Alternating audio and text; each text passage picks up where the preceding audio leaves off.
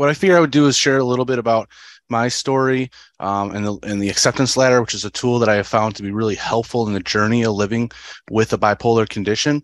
So the learning objectives is that you can be able to identify the 5 rungs of the acceptance ladder, just an example of a perspective of each rung, and also how the acceptance ladder applies with psychological flexibility in that ability to be able to shift things into a more empowered relationship with the experience. So to start off with, I just want to share a little bit about me and my story. I'm an occupational therapist by training. I'm also a New York State certified peer specialist as I live with a bipolar condition. And currently I'm director of peer services at a state psychiatric hospital. Now I want to begin the presentation going back to May of 2000. And what I did with my story is that I set off and completed an 8-month non-motorized trek from Buffalo, New York down to Key West, Florida. So I canoed across New York State on the Erie Canal, sailed the Hudson River into New York City, backpacked the Appalachian Trail down to Roanoke, Virginia, and then biked to Key West, Florida.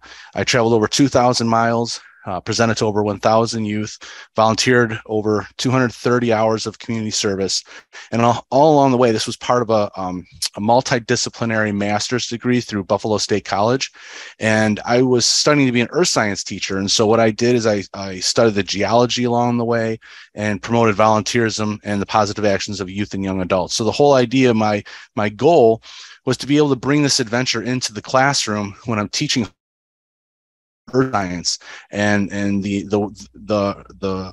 environment and the weather and all that kind of stuff. And I thought that I could bring this cool adventure into the classroom. Well, I say that because 18 months later, in August of 2002, I was hospitalized for severe depression and I was diagnosed with a bipolar disorder. Now, on one token, I was glad that the puppeteer had a name, because with my bipolar condition, it's more of rapid cycling. So I can go up and down a bunch throughout the year, where they can last like a couple weeks or a couple days at a time.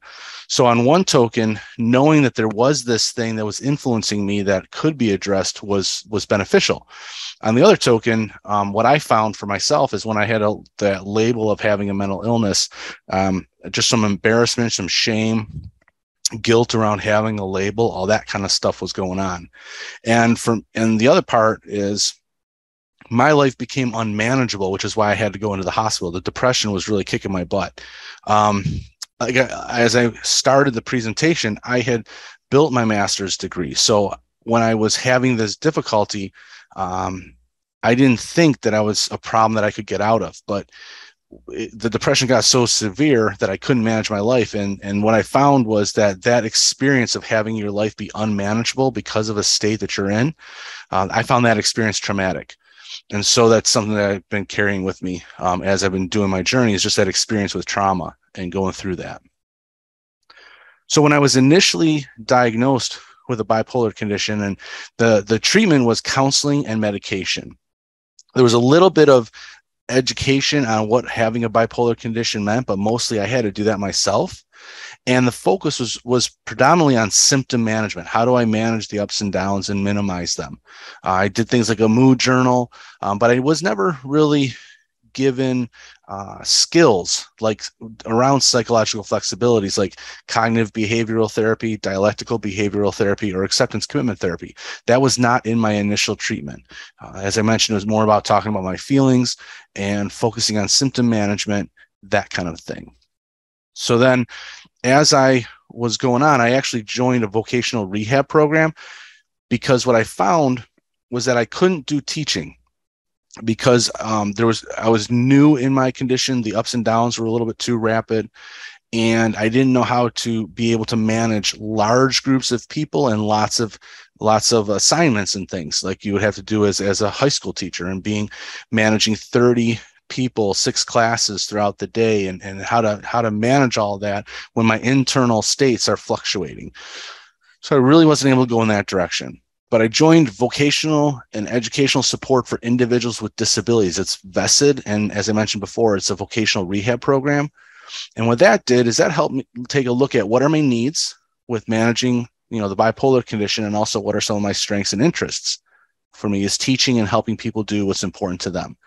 And they introduced me to occupational therapy as a profession and helped me return to school as an occupational therapy assistant. And what I found was there's a really big difference between trying to manage symptoms and experiencing a way to live with a condition. And for me, occupational therapy really brought that perspective into my life. And I learned skills for the first time, stuff like energy conservation for completing, dressing and bathing and ADLs, activities of daily living, while in that state of depression and not having a lot of energy. So it's an approach to be able to complete those activities while I was feeling foggy headed and low energy and just exhausted. The sensory integration was another tool that I learned about, and that's how do you give pleasurable input into your senses to help out regulate that internal chaos that I was experiencing. Things like a weighted blanket, enjoying a warm shower, having calm music, and being intentional on what kind of sensory input I take in to help me manage it when I'm internally chaotic. And then I found that I was really enjoying that discipline. And so I continued my studies and went to Utica University for occupational therapy to get my occupational therapy license while I was working as an occupational therapy assistant. Now, after getting my occupational therapy license, I was working, and during that time, I was introduced to the peer movement. And the peer movement is very much a grassroots civil rights movement about how the mental health system can improve and how it needs to shift based on the experiences of individuals. And depending on how it can be presented, it could be presented by some people as an intervention approach, but in reality, it's a civil rights movement approach. And in that, I was learning about peer values, stuff like things being voluntary and hopeful and open-minded, empathetic, respectful, facilitating change, being honest and direct, mutual and reciprocal, because these were values that people with lived experience found to be very beneficial and helpful that sometimes were lacking in the traditional medical model and mental health system. So I learned about these values and the impact that they can have on our treatment and doing well in our journey of recovery. I was also introduced to WRAP, the Wellness Recovery Action Plan, and became a certified peer specialist. So the peer movement really helped me progress into fulfillment and being able to look at my life beyond a condition that I was treating and actually get into quality of life. So currently, where I am is I'm director of peer services at a state psychiatric hospital in New York. I'm also the advocacy and policy liaison on the mental health special interest section of the American Occupational Therapy Association. I've written a couple books, Handbook for Healthy Living with a Mood Disorder and Bipolar Life Hacks, Keys to Loving Life with a Bipolar Disorder, married with twin 17-year-old stepchildren, and I love Star Wars and fiddle around with the guitar. So that's a little bit about me. And what I wanted to get into is really talking about the acceptance ladder, which was a tool that I have found helpful in my journey. And with the acceptance ladder, really talking about acceptance. And accepting something is easy when it's preferred, or easier when it's like an acute situation, something that happens once that you can get past. It's difficult, though, when it's a situation you don't like, or it's a chronic situation that maintains itself with you and continues over a long period of time.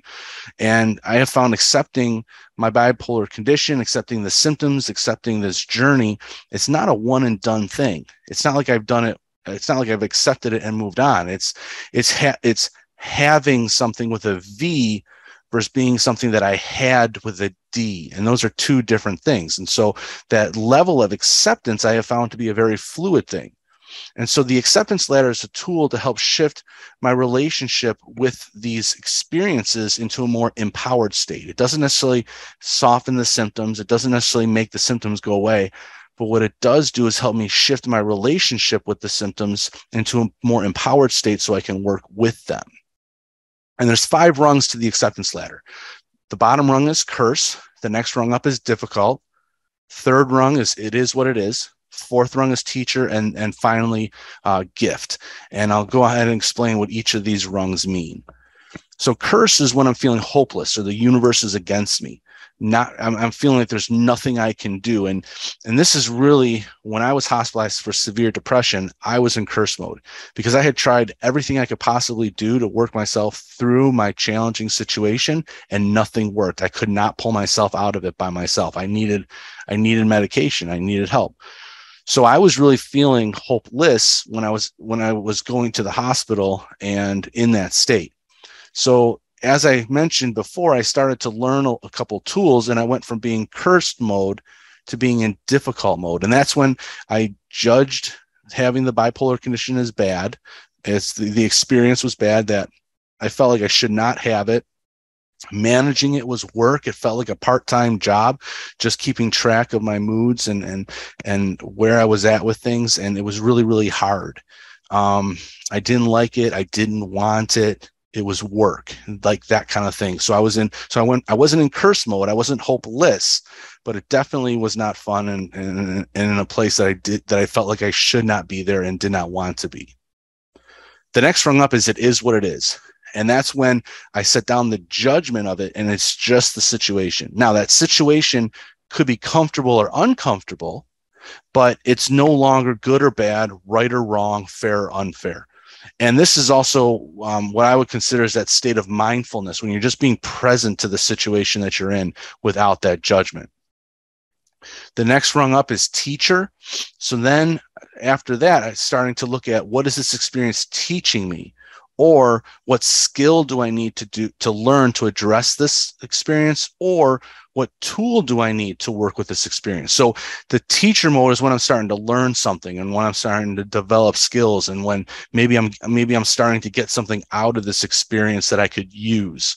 And then finally, the fifth rung is gift. And what can I now do that I was unable to do before the experience? And so when working with the acceptance ladder, it's really about recognizing what rung am I on, and then asking if I'm willing to go one rung up. So if I'm in difficult mode let me back up. If I'm in curse mode and I'm feeling hopeless, don't talk to me about it being a gift. And I'm not even in the place where I can learn skills and stuff because I feel hopeless. But what I can maybe do is go from being hopeless to being, this really sucks right now and it's really hard and I don't like it. And maybe there's something I can do, but it's just crappy and uncomfortable. So I can go one rung up. And then once I'm in that place of feeling it's uncomfortable and it's crappy and I don't like it, then I can start to look at, okay, can it just be uncomfortable? Not necessarily wrong or good or bad, but just being uncomfortable. And so what it is I start working up the ladder into those different states. And sometimes I can work it up to gift, but usually I'm between difficult is what it is in teacher. And like I said, the only thing you can do is recognize what rung you're on and then look at going one rung up. And what I have found working with mental health is that